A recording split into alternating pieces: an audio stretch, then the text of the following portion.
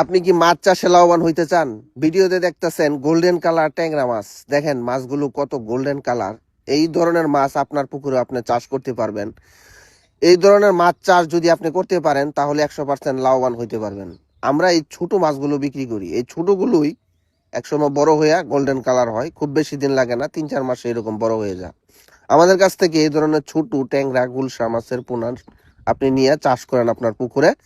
চাষ পদ্ধতি এবং মাছের পোনা দিয়ে আপনার সহায়তা করব। বিস্তারিত জানতে কল করুন। আমাদের কাছে আছে এই যে মনুসেক্স তেলাপিয়া মাছের পোনা। ভিডিওতে দেখতেছেন মনুসেক্স তেলাপিয়ার ছোট ছোট পোনা। এই ধরনের পোনা আপনি পাইকারি দামে, কম দামে আমাদের কাছ থেকে নিতে পারবেন।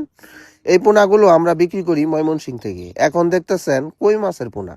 এটি ভিয়েতনাম জাতের কই। এই কই মাছ মাত্র 90 দিনেই বাজারে বিক্রির উপযোগী হয়ে যায়। দেখেন কইগুলো এক সাইজ। এই ধরনের পোনা পাইকারি বিক্রি করি। এগুলো বাংলাদেশে 64 জেলায় হোম ডেলিভারির ব্যবস্থা আছে। এখন দেখতেছেন দেশি মাগুর মাছের পোনা। এটি পিওর দেশি মাগুর মাছ। ভিডিওতে যে মাছগুলো দেখতেছেন এই মাছগুলোই আমরা ডেলিভারি দিয়ে থাকি। যেমন ভিডিওতে দেখাবো তেমন মাছই আমরা বিক্রি করে থাকি। দেশি মাগুর শিং সবই আমাদের কাছে আছে। এগুলো পিস হিসেবে বিক্রি করা হয়। এখন দেখতেছেন দেশি শিং। দেশি শিং মাছ লাল হয়, কালার লাল টকটকে। এগুলো খেতে খুব সুস্বাদু এবং 100% 4-5 হাজার মাছও চাষ করা যায়। অল্প জায়গায় বেশি মাছ চাষ করতে চাইলে আপনি দেশি শিং মাছ চাষ করুন। তাছাড়া আমাদের কাছে কার্প মাছগুলো আছে। এই যে এখন যেগুলো দেখতেছেন এগুলো হচ্ছে কার্পু মাছ। কার্পু মাছগুলো আমরা বিক্রি করে থাকি। দেখেন ভিডিওতে এক সাইজ কার্পু মাছের পোনা। এই পোনা আমাদের কাছ থেকে নিয়ে আপনি চাষ করতে পারেন। অন্য মাছের সাথে মিক্সড ভাবে যদি চাষ করতে চান তাহলে কার্পু মাছও সংগ্রহ করতে পারেন। তাছাড়া পাঙ্কাশ মাছ আছে। পাঙ্কাশ মাছ যদি আপনি পাইকারি দামে নিতে চান, বাণিজ্যিক ভাবে অনেক মাছ প্রয়োজন, সেই হিসাবে কম দামে একটু পাঙ্কাশ খুঁজতেছেন এবং ভালো কোয়ালিটির, সেই পাঙ্কাশগুলো আমাদের কাছ থেকে নিতে পারেন। আমাদের কাছে আছে নদীর আইর মাছের পোনা।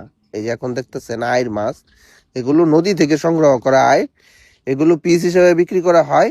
আপনার পুকুরে একবার যদি ছাড়েন তাহলে আর ছাড়তে হবে না, কারণ আইর বছর বছর বাচ্চা দেয়। এগুলো হচ্ছে ঘাসকাপ মাছ।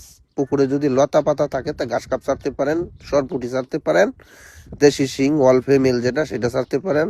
আমাদের কাছে আছে চিতল মাছ আছে। এগুলো হচ্ছে শোল মাছ। শোলের পোনা পুকুরে চাষ করা যায়।